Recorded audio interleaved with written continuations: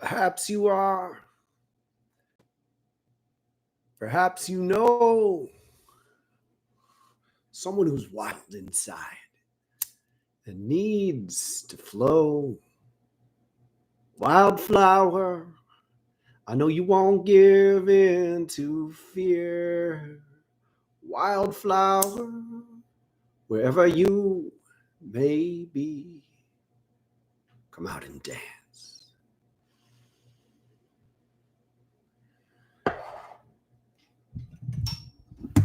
This is a revolutionary day. This is an evolution of human.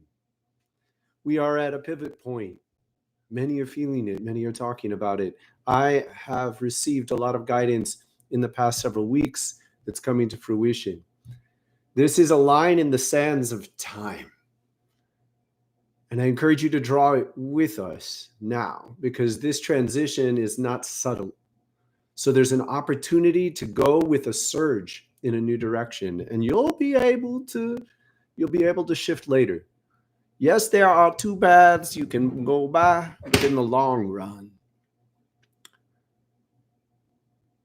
you're going to want to stay with this. Much of what's happening is a result of an awakening of our true purpose.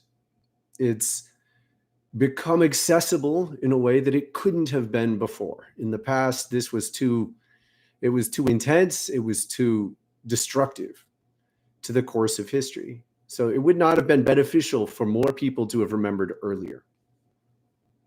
Let's just be with that. There's great value in honoring the spiritual weather. Incredible value in honoring the spiritual weather. And the spiritual weather requires wind finders. You feel the way the spiritual wind is changing. And when you trust us, things work. You will notice that many people are talking about the same themes. Many by standards of the world, when you look at content creators and such. Today, I am calling much of this into a transition. I have been tasked, I have been charged with helping to draw this line in the sand, and I need your help to make it real. I know many of you are richly aware. Plenty of you in ways I am not. I'm quite easily humble to this truth. However, there is a separation happening, and we need to accentuate it, because right now, people are getting muddled by certain themes that are fundamentally inaccessible in the future. Meaning, you will not be able to make some of the same mistakes that are occurring right now. You won't even be able to if you take this timeline with us. It's a timeline. It's a change. It's a shift of profound consequence. And to be honest, what we're looking at is a split, and one side is going off and it'll come back and go in this other direction, or people will have to leave the earth. And it's primarily based around synthetic understandings and dreams. So the essential split is around, how do you dream into the future? How do you dream into the future? This may seem subtle, but it is your biggest vote on where you go. And I'm going to disturb many of you. Perhaps. I'm going to ask you to both change your language and to begin to recognize when other people will not change their language. Because I assure you, this call is not just coming through me. This call is going to come through plenty of other people. It's up to you. You hear it, you find it, you point it out. I want you to be present with something. We've been in a time when many people are hearing the guidance. Many people are hearing the guidance and then portraying it. They're turning around. They're hearing it in one place,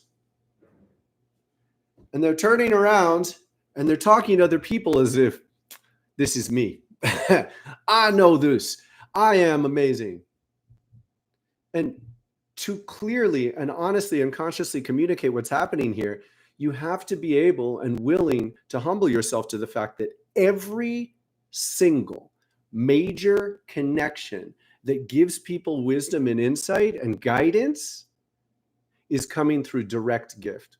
Meaning, there are actual beings with names, with lifetimes in other forms, meaning they were born in another density in certain cases. They were born there with the commitment to serve the earth. They're Gaias. They are Gaias. And they are reaching out to humans to guide us. And they are giving us this guidance. So imagine this being is taking the sacred essence that the earth is asked to bring to us, and they're choosing. They are part of choosing who to guide.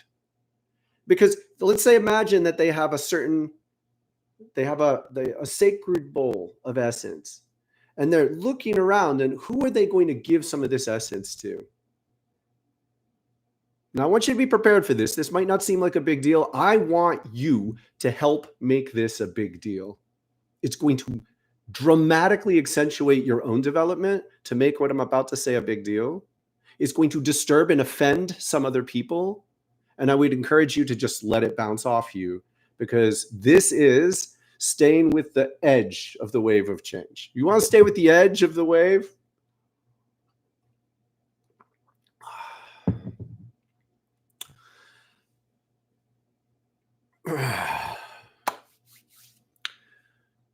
A sacred being with a name, with a lifespan, with a commitment, with reverence, with service, woven into Gaia, deeply conscious, present on ephemeral planes that you don't even begin to understand. You barely know how to glimpse. And they're choosing you. We've been talking about this. This is the theme of chosen, okay? This is how it works. They are actively out recruiting to be a part of a transformational world, to be at the forefront of a transformational world.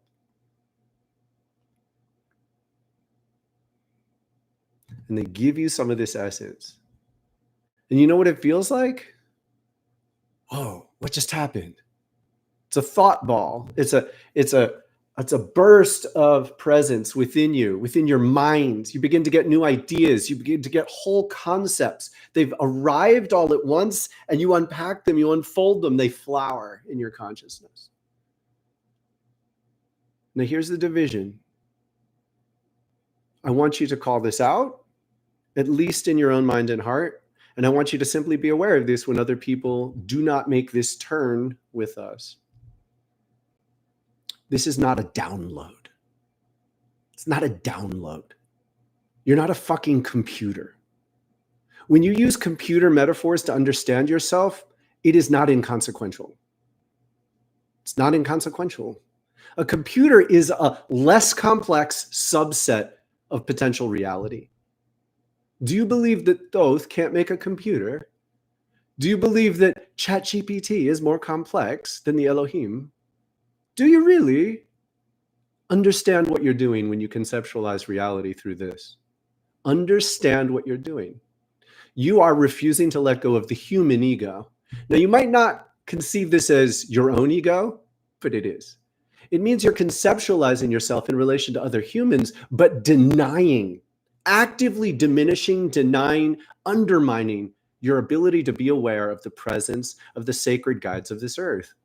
And it's time we become deeply aware of them, because a synthetic timeline is not well. It's sick. It's sick. You want to go into the future where you start tapping neurons and neurological technology straight into your mind? You're already too addicted to your social media. You are already too addicted to flipping through the computer to receive answers. These answers are here. They're present with us. And it takes some spiritual acrobatics to learn how to embrace them. There is no shame in using the computer to mediate our connections.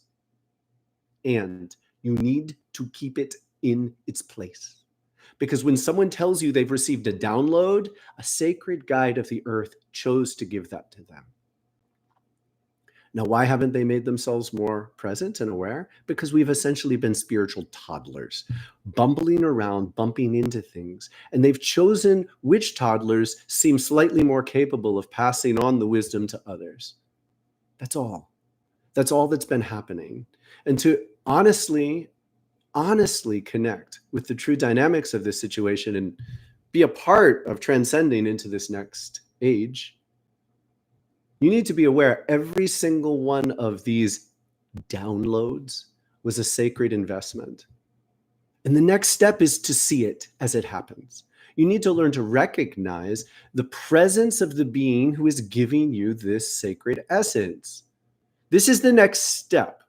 They can't just keep giving out little pockets of sacred energy without being understood and witnessed. By witnessing them, you open yourself to a far greater, broader, deeper, multidimensional awareness of what's happening. But most primarily, you open yourself to life. You open yourself to the living essence. You open yourself to the living essence. Now, this is not inconsequential. This is a departure. We've been in a period of stagnation. We've been in a period of stagnation while we worked through some of the last layers of human karma that have been necessary to put in their place. And these stories are coming to an end. And as a result, you will start to resist synthetic in all its forms. You need to resist it in your food. Stop eating things that are made primarily by a machine.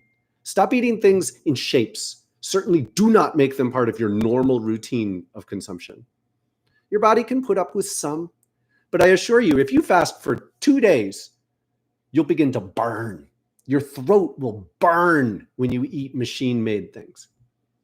When the machine bends its essence too much, it'll make you sick. For heaven's sakes, the water you drink gets broken by straight, sick pipes. When that water has to flow around 90-degree corners, it breaks the essence, the vitality of the water. You need to let your water sit overnight in a metal or a glass or a clay container, something natural as possible. And if you pray over it, it will even accentuate the healing process. It will reclaim vitality. So what do you think happens when your food primarily comes through machines? If it breaks your water, I assure you, it breaks the vitality of your food. Now, this is really challenging for many people to do, so tend in the right direction. Stop eating things that are made in shapes. Stop eating cookies that all have the same printed design on it. Stop eating chips. Now, share them at a party, whatever, minimize it. But carry this as a theme. The music you listen to, past 20 years, all this, like I don't even know how to begin to tell you how much dies when you tone correct to mathematical parameters. So you're making everything in numbers coherent, but you're breaking its life force. You're breaking the natural flow. You're bending the pitch that people sing at. It's going to start to hurt to hear. And you're going to start to hear this bifurcation. And this bifurcation breaks your ability to be at peace. So this is quite frustrating. If you're going to follow this path, understand how it plays out. It means you're going to be annoyed when you go to the store and you hear this music. And you're going to be uncomfortable. So you're not going to want to go to the stores as much. Consequences. You're going to be annoyed when you're at a party where someone is playing such things. Consequences. Where are your commitments? Where are your priorities? Now, don't argue with it all the time. Just tend away. Just tend away and offer people the opportunity to connect with you in healthier ways. And this traces back to a fundamental opening. The guides of the earth are here. They want you to know them. They've been taking care of us already. They've been reaching out to affect you, to touch your heart. They've been offering you a drip, a sacred drip of life force into your mind. And it's coming through them. Because the transition from the gift of they're ladling out a portion to you, they're traveling around in spiritual space and ladling out a portion to you, to a drip where it's consistent. You're going to keep getting fed by this. This is the transition we're going through. And you cannot go through this transition where you maintain a consistent connection if you don't make choices, more choices than you want. And it begins with this simple one.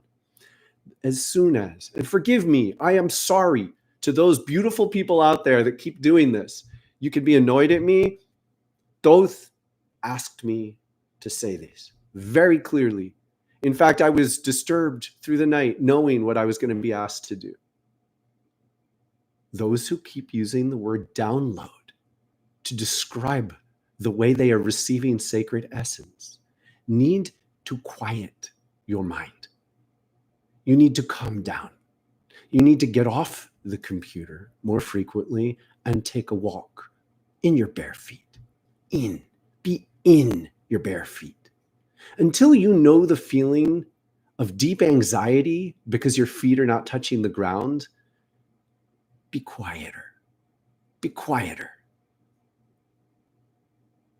Please understand, this is a sacred time.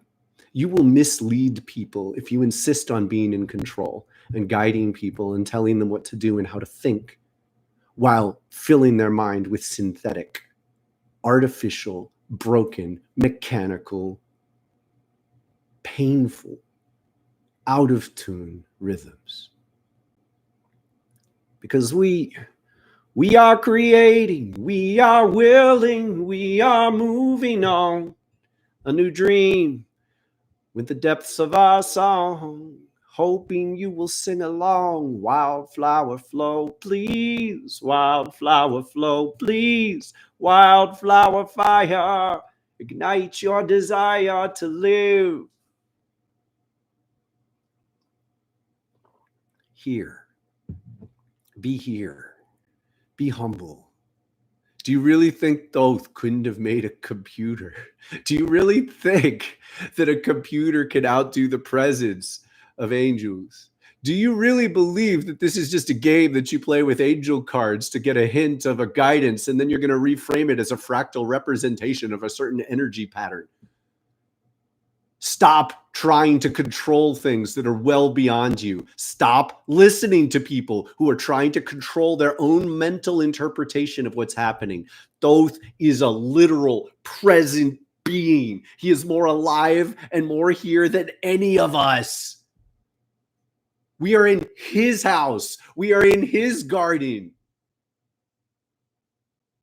And to embrace the reverence for why beings commit to ushering in this kind of reality is to appreciate that the sacred tending of nature, the essence of the life that springs through us and connects us to the flowers and the grasses and the herbs, is far more complex, dynamic, empowering, inspiring, and vital than anything that human beings are close to making.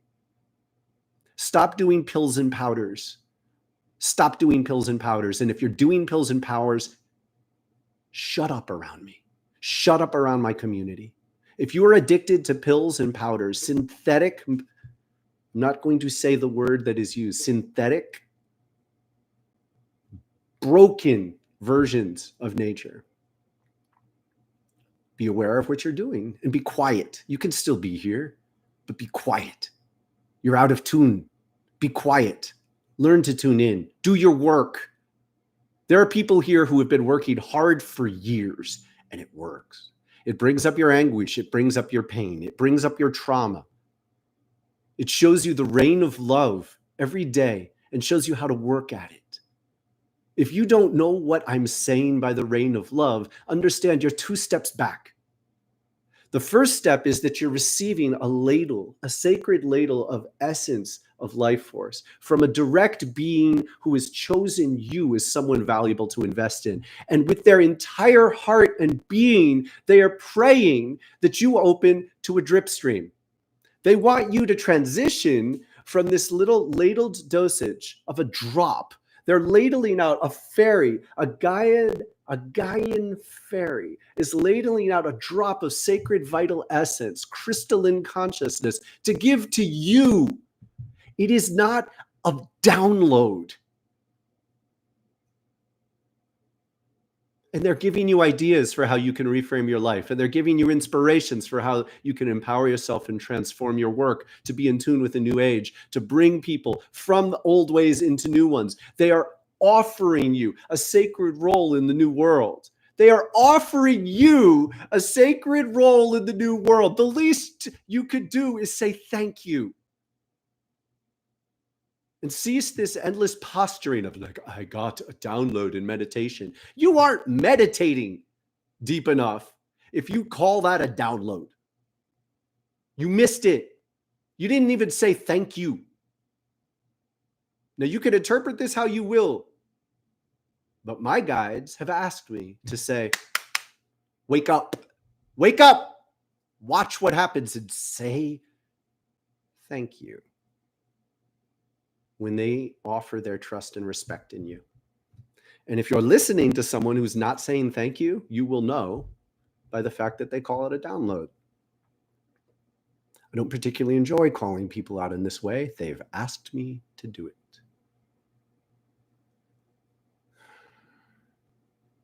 Enough. Let those who have ears hear. Now understand, one of the gifts of this transition is that you become far more vital. Your body wants to heal. Your body wants to heal. Your body wants to heal everything that's going wrong for you. Not just main physical symptoms, but all the traumas you carry. Your body wants to heal your out of tune dreams and intentions. Your body wants to awaken your true purpose. And your true purpose, I assure you, your true purpose depends on a drip stream of sacred essence. So what we're talking about today is this critical shift. Now, one way to understand the shift is a synthetic reality is going to go off on a side story. It's a timeline, but it's not equivalent to what we're going to do. They're not equivalent densities. They're going to go off on a side story where people have decided to invest too much attention in synthetic power, which is fundamentally an overindulgence in your belief in the human importance, and the importance of humanity and our power. And what this entails is a refusal to be restrained from our right, quote unquote, right to continue to destroy. And the fundamental nature of our destructive presence on earth is that Gaia has been receiving our karma, buffering our rages, asking us to take our pain out on her. And she's now saying, stop it. She's now saying, enough, wake up, handle your shit. Don't just dump it everywhere. Don't just kill a forest because you're stressed. Don't turn up the heat too high because you're stressed. Don't eat too much because you're stressed. Don't. It's time to make this shift. It's time to realize that when you make those choices, when you use too much heat, eat too much food, don't care about where the food came from, don't care that the companies you bought products from are destructive, you are choosing to continue to abuse the earth. Now, she did. She said, abuse me, but understand what she was doing the entire time. It's time to say thank you. This is the theme. It's time to say thank you. It's time to say thank you. And it's time to say thank you again. And you want to know how you say thank you? You learn to recognize. You learn to recognize. You don't like this medicine? Go on the side story. Go into synthetic reality. We're in a bifurcation time. It's not an upgrade. It's an evolution. And it's a fast evolution. Evolution has always been mediated by angelic presence. Evolution has always been inspired by sacred guides of the earth.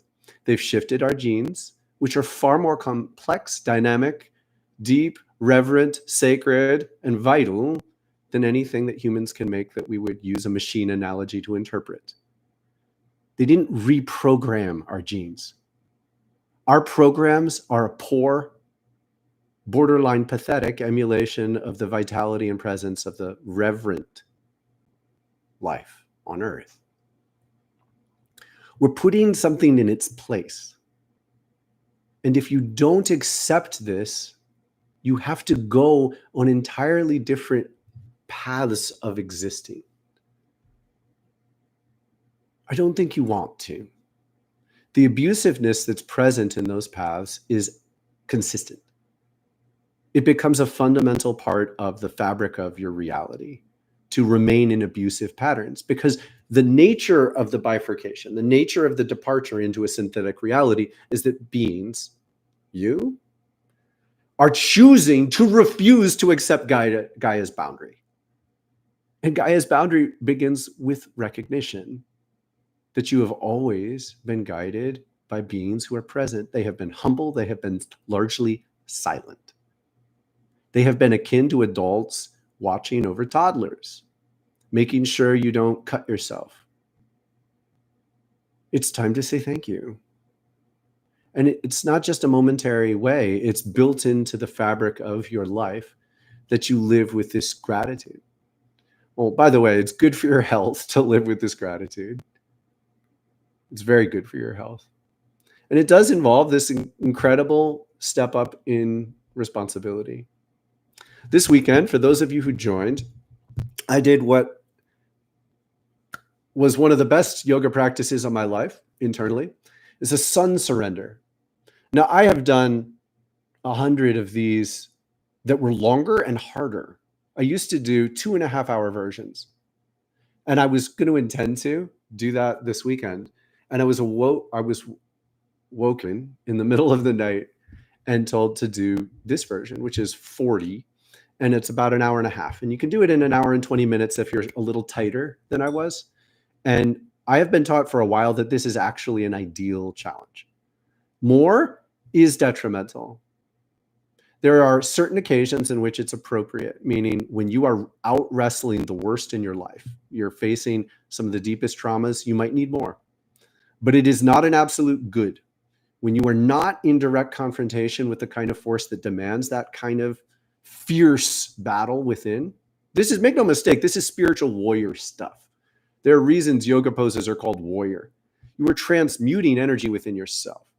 And you don't want to push it much past this point that I did this weekend. I encourage you to make this a goal. We're going to do this 4 times a year. Solstices and equinoxes. And in between, I want you to prepare. So you practice sun salutations. Now you can do short versions and step it up. And I am never going to challenge you directly to do more than I just did. The consequences are astonishing. It is so beautiful. It feels so vital. I've been in a trance ever since. My legs are on fire. They're a little sore, but I've never done so well. Like, I was so in balance with my easy, natural edge, meaning I didn't push it too much. I didn't push it too little. I shifted gears into this stage of vitality that I fully expect to be doing. I'm not even going to dictate. I'm not going to dictate how long I get to live. I have been told repeatedly, just set it aside. I used to make some pretty incredible claims for how far I was going to go. And I've been told essentially it might be more than that. To be vital is to surrender in deep humility to the power, the presence, the potential of this human body. This human body, as it is, unlocks when we align our spirit with this human body. When we align our spirit with this human body, we can heal our telomeres. We could heal. And for those of you who don't know what these are, look into it. It's powerful to understand how this works. Just don't overestimate human understanding. Meaning, just because we can understand it, don't think of it as a machine. We know more about the power and patterns of these forces. But until you get into the deep reverence for the fact that this body was created intentionally, this is not I don't even want to give too much airtime or words to this. This is not an accidental evolution of a series of mutations over billions of years. These bodies were created with deep, incredible attention by sacred guides of the earth. These bodies were created, and we're living in a phase of reality where humans don't even, we're so subsumed in negative patterns that we can't unlock our health. We haven't been able to. But lifespans have tremendous ability to shift, tremendous. And I'm being told that there are 1,000 people in my relative position right now, about 1,000 people on Earth. So not a lot, but not too few either. Meaning we're being invited to access a deeper vitality than most of us thought was possible. And everything we're doing here, Wildflower Fire itself, this channel, the yoga work, which has its own channel, which you can look at in the description, along with the sun surrender that I did. So that's on the yoga channel, Wild Chakra Yoga. all of this work is designed to help you heal and unlock your greatest potential to live an extraordinary life. And who knows how long that will last. Whew.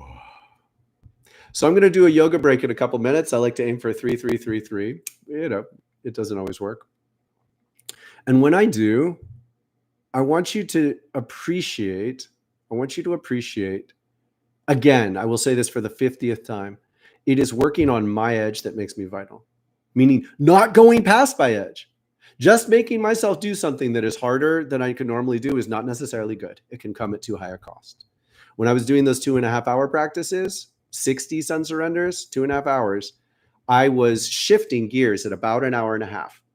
And I used to think, oh man, I'm accessing superpower. And really what I was doing was I was taking vitality from my joints and organs.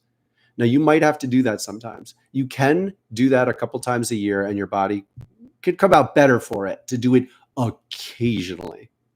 But make no mistake, it's like running a marathon. And over time, if you run too many marathons, you're going to die young. You will. Your heart will collapse. Don't argue with me about this one. This is how it works.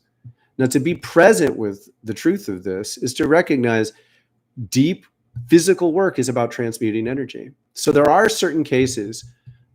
Eddie Izzard is one who I wouldn't judge. Dude takes on so much karma that maybe he really could transmute it in the way he did. He ran like marathon after marathon. But I'm not going to copy him. And I've been invited to assert to you that it's not your challenge. It's not your challenge. But what is your challenge? Because it's by taking on your challenges well. I hope to inspire you and support you, but it is you taking on your challenges, which is going to give you the best life, which means when you do these breaks, if you push yourself past your limit just to try to match something that you mentally measure against me, you're not going to want to do it again tomorrow. The vitality to do it every day or almost every day comes from joy. You have to find joy, excitement. And what happens is you get a little rhythm going where you want to get up again soon. I want to get up again soon and do it. I want to get up again and I want to feel the fire moving. So I'm about to do that. I want you to choose something you love. 33 likes. Oh, 34 likes. Thank you for liking. No mistake, but 33 likes at 333. Somebody I'd like it. One person I'd like it. Come on. Be fun. Be fun. 33, and I'm going to do a little, 35. I love you. Thank you for the likes. You choose a challenge that's good for you. You choose a challenge that's good for you. Ready, set.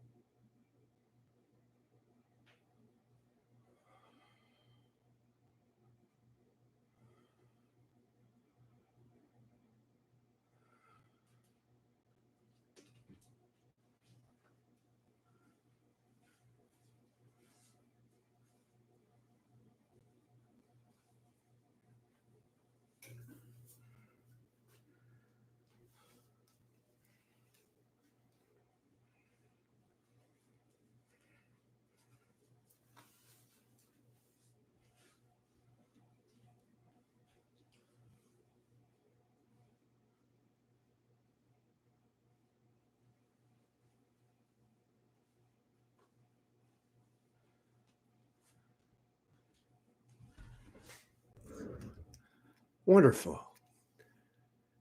Now my legs and arms are still sore enough from the weekend that I got down on the floor and immediately I was like, nope, don't really want to try to, hold the longest crow or anything like that. So I just, quick, tune in. What's going to bring joy? And joy is always resting at the edge of pushing myself in relation to how I'm doing right now. And at this point, I'm so good at it. Whew, I'm so good at it for myself. This is all I'm asserting. But I want you to want it. I want you to feel the gift, because so much joy is undermined by mental-driven exercise routines. Meaning, it might be medicine for a phase of your life, but you don't even necessarily know why it's working. And then you try to keep applying it when subtle or even deep changes would bring you more joy, would be more in tune with your natural vital state. And this is about tuning with your spirit. So I want you to do something with me. This is more, this is the gateway drug. Okay, this is the gateway drug between synthetic reality and vital living. Breathe in a way that feels good. Oh, so feel gravity.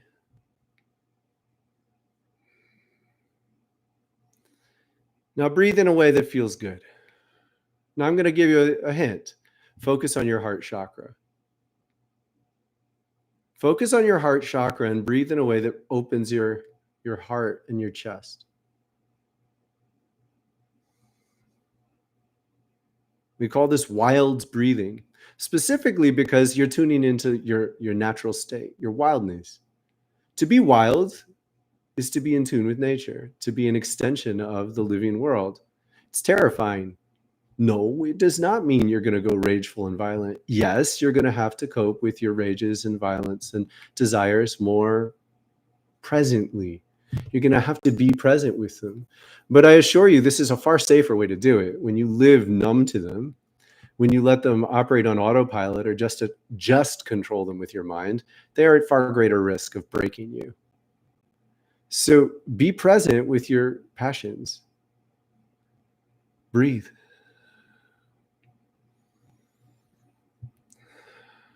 Now it's really simple. I want you to be eternally, like just again in 3 years and again in 10 years, be prepared to be overjoyed by how simple this is. You can breathe in, you can breathe out, you can slow down, you can pause, you can speed up, you can pause. These are your choices.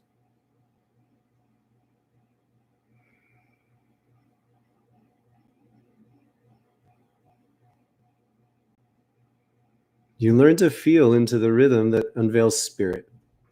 Your spirit is present, and not only is it present, your spirit will give you priorities. So your spirit will focus you in on what needs your attention the most. And it starts by what resonates most accessibly. My glasses are hurting. What resonates most accessibly is your spirit's vote for this is where you need to give attention. And when you do give attention in this way, you're unlocking whatever priority that is. Now, I'm going to tell you off the bat, this is quite disturbing in certain cases, because you're unveiling the way in which you may have internalized resonance that is not your own. And you know it is your own. So you know certain dissonance, certain thought patterns, certain instincts as your own, and they're literally not yours. You're taking them on for someone else or something else. And your spirit will show you these things. So when you choose to breathe, you aim for vital, loving breath that feels good. That will immediately expose whatever gets in the way of vital, loving breath that feels good. And then you have to deal with that. And if you don't deal with that, you go numb. And if you go numb, understand that's what you're doing. At least know that that's what you're doing. Now, I'm going to tell you very clearly, this has been an issue that's come up that I want to speak to. We're going to be a little more practical. Keep breathing this way on and off for the rest of the time. Do it every week. Be intentional. Don't just listen. Be conscious with your breathing while you listen. In many cases, I stay out of people's choices to engage with natural substances that grow and have not been changed much. I will tell you, it is unlikely you will be at your best if you overindulge in them. And overindulgence is a measure that there are some standards to. So you can know that certain substances that you use or are present with will deplete you on a regular level in a way that undermines an effective vital life. You'll be a little bit numb and a little bit hazy and a little bit less enthusiastic. So understand that it comes at a consequence and learn to navigate these choices. And in many ways, I stay out of people's choices in this regard. Just you stay out of other people's choices. So just because we live in a world that's still full of judgment for substance use does not mean fight back and try to reverse the equation. You be the health that the world needs, meaning you foster an ongoing reverence for everybody's sacred right to make these choices. This does not include children. While your brains are still growing, don't pretty much use anything substantial. No alcohol, no cannabis, and don't argue with me about this. While your brain is still growing, it damages the dendrites. These are like trees in your brain. There are beautiful, vital trees of neurology growing in your brain. And if you abort their growth patterns by using severe substances when you're a child, you don't get that back. Certainly not easily. So after your brain has stopped growing, this is largely between you and Kaiya. But don't put it in other people's face. This is not as simple as don't ask, don't tell. It means be reverent about the conversation. These things are charged. These themes are charged. So we're being gracious about how we talk about it. And I really want to foster this. So we're going to bump through a lot of themes now about community evolution. We value sacred consent. So we're not just talking consent, meaning you can't just push someone until they say yes and they said yes. Sacred consent means you're giving someone the regular opportunity to back out. I want you to imagine at the extreme, and forgive me for any children who might be watching this, because I don't really want you to be watching this as a child, certainly not without your parents. I say that, I list it that way on YouTube. These themes are too complex for most kids. Talk to your children about it, but you be the filter. Imagine you're having intense sex and your partner needs to stop. You need to not only stop, but be able to hold them because maybe a trauma trigger has come up. Intense sexuality floods our system with passion. It also moves a lot of energy through, so it can dredge trauma. It can dredge sexual trauma. It can dredge any trauma. So if someone has said yes, enters an intensity, and then needs to change it, you need to be the kind of person that can change with them and hold them while they cry and scream. This is an analogy for the rest of our life. And forgive me, I don't want to sexualize normal interactions, but I want you to see it in the extreme. And then I want you to carry it into normal interactions, saying every intimacy is a lovemaking. So let's move through the discomfort of understanding this, because I want to reclaim lovemaking. It's not just about sex. Every intimacy is a sharing of love. You're initiating vibration, and that vibration can be changed by the other person. So it's not just a broadcast, right? I am broadcasting right now, but I am actually more receptive to the community energy than many people are. That's part of why I've been given this responsibility. Every intimacy is an opportunity for each person to change the vibration. So you're in surrender with the other. This is not a conditional love community. Meaning we're not just here to help you mediate deals to get what you want and trade and exchange and barter over everything. This is about love. And love changes with each other in both ways. And when we change with someone else, we're consistently aware that they might say yes and then get in over their head. And so to be present and say, maybe there's a discomfort here. Don't just push through it. Ask. Well, this is shocking. Ask people how they feel. Ask. Ask how they are. Check in regularly. Hey, are you comfortable with this? These themes are pretty intense. We can advance, evolve, embrace a form of regular connection with each other. So making a community norm where everyone feels like you have the right to say no without knowing why. Can you imagine? It is so sad that this is abnormal. My experience in my life is that most people, when they say no, once an intensity has been initiated, if they say no, they have to justify it. And it is normal to kind of harangue someone a little. Hey, well, but why? Well, why didn't you tell me earlier? As if you have a right to interrogate someone when it just doesn't feel right. People need to be given permission to change gears just because it doesn't feel right. Now, by all means, if someone regularly initiates some kind of connection with you that you really want to share, and then they change gears on you and it spins you out, know them. Like, that's where they are. And maybe it's worth it to you to continue to grow with them and hold space and be a part of the curious exploration of who they are and why this is happening. And maybe it isn't. But this is a no judgment space. You don't judge them for it. Just go, okay, well, that keeps happening for them. Maybe I'm not going to get what I want in that way, but so what? You just love someone. When you let someone know that you can accept their no with grace, without guilt, they get to breathe. Imagine what it would feel like if you trusted you could say no to the things that the people around you want without negative repercussion. I could sit and cry for a while that we still live in a world where that's not normal.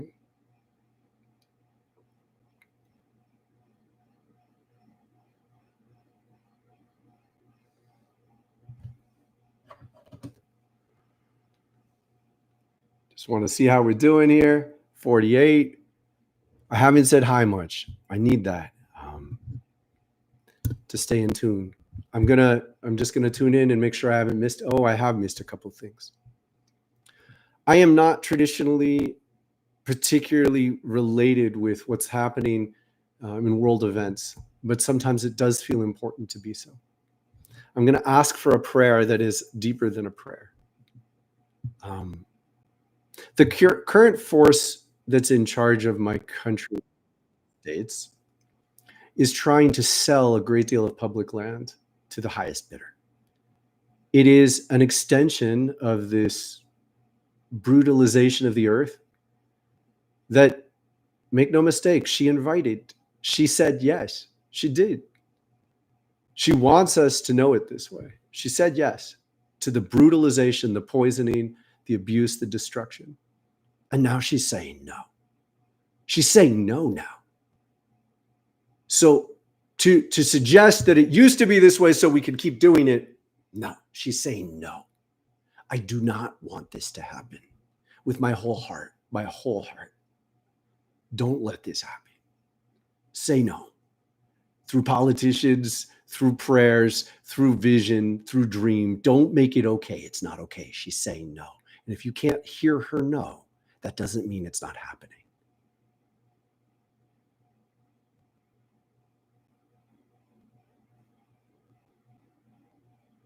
It's time to stop destroying the world in order to cope with our pain. It's time to stop abusing the world in order to cope with our pain. And it absolutely can start with you. It is much more impacting than you imagine to value these things for yourself. Wear natural clothing. It's better for your body to touch natural clothing. I don't have my whole wardrobe changed over yet, but we're doing a substantially good job. Wear a lot of natural clothing. Eat natural food that hasn't been overly affected by machines. Eat local food that has been tended with love. It's more expensive. Change your priorities. Grow some of your own food. Eat simpler food. Oats, beans, and rice.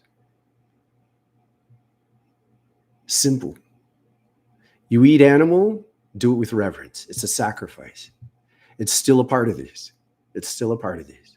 In about 100 years, the animals that we eat will start to die off. They'll leave. The whole species will leave. The entire species of cows and pigs will leave. But that's not where we are yet.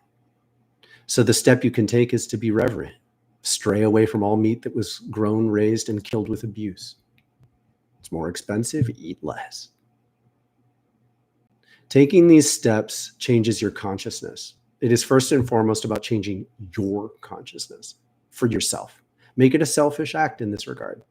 Oh, by the way, Kaiya loves this. She wants me to talk about this a lot. This is her joke. Life on Earth is her joke. It's her way of teaching that service to self and service to others are supposed to unite. You want to serve others, but you don't take care of yourself, so your body loses vitality, you lose energy, you lose focus, you don't do as good a job.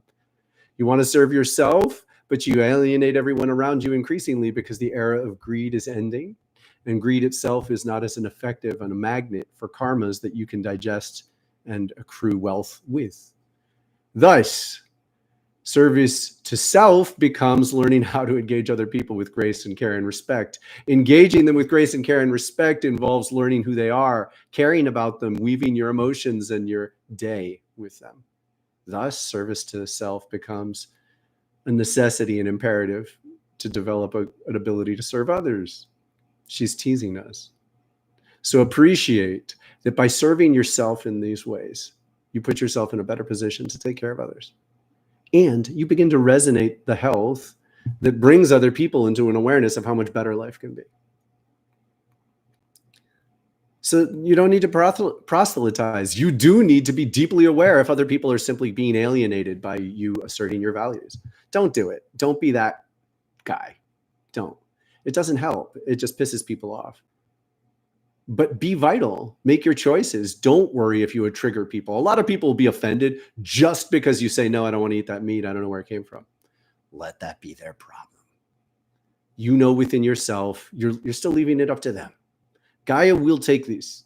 She will take this. She will increasingly make people sick who don't measure it. They'll get sick from what we can call mad cow disease.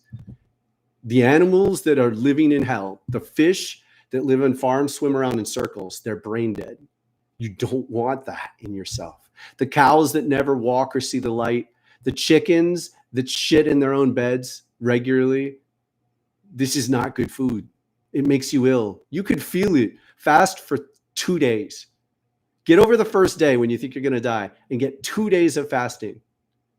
2 days of fasting. Get 2 days of fasting in. You can taste it. After 2 days, you will be able to taste the difference between food that is suffering and poisoned by this lack of care and love and vitality. And once your body can feel it, this is a huge victory. You teach yourself to feel, and your body becomes this incredible ally, helping you to distinguish, this is not what I need. This is not what I want. This is not right. So it gets easier. It's not a mentally driven transformation anymore. You use your mind to help set the course, and then everything gets reinforced. Everything gets reinforced because you start to, it hurts. And then that's why you don't eat it, because it stings your mouth. It makes your gut sick. You start to notice, oh my God. Pigs have a very present impact on your consciousness. Make no mistake, when you eat animals, they become a part of you. They become a part of you. You can feel their consciousness present. They're like, oh, let's take a ride with this guy. You killed them. Do you think they're going to be soft on you? This is already happening. This is already happening. It's supposed to scare you a little. We're trying to help you stay in a vital timeline. I am trying to offer you the opportunity not to follow the synthetic loops that are being initiated. There's a bifurcation of reality happening right now. You are not a computer. But if you think like a computer, you will become more like a computer. You are not a machine. But if you eat what a machine gives you, you will become more like a machine. The incredible depths of awakening potential that are here right now happen through your spirit. They happen through aligning your breath with your spirit. It is this practice that is the gateway to all of it. and you align your breath with your spirit shows you the priorities of what to work on. You do that work, you get that out of your consciousness, you're open to more presence. You're open to that presence. You start to recognize when Gaia's guides give you a little vital essence, and they give you a little vital essence, and it is an investment in you. They do not have an unlimited capacity. They have a bowl of vitality, and they are flying around Earth with this bowl, ladling out drops in the prayer that you will open to receive a drip line. And you cannot receive a drip line because a drip line is a rhythm. Make no mistake, a drip line of sacred vitality, of crystalline consciousness, a drip line of crystalline consciousness is a rhythm. If you break the rhythm by choosing patterns that aren't in tune, you're not there when the drip comes to you. It falls into the ground, it disappears, you become a bad investment. Please be scared. It is this simple. This is a terrifyingly simple truth. Once you embrace it, it becomes kind of straightforward why you need to make these changes. And I want to encourage you to spread this to others. There was recently a prominent creator who received what they referred to as a download. And from my perspective, I watched this person. They seemed to take it egoically, like, I am great. I received this download, therefore I am great. Rather than, I was entrusted with this download to share. It is a sacred honor.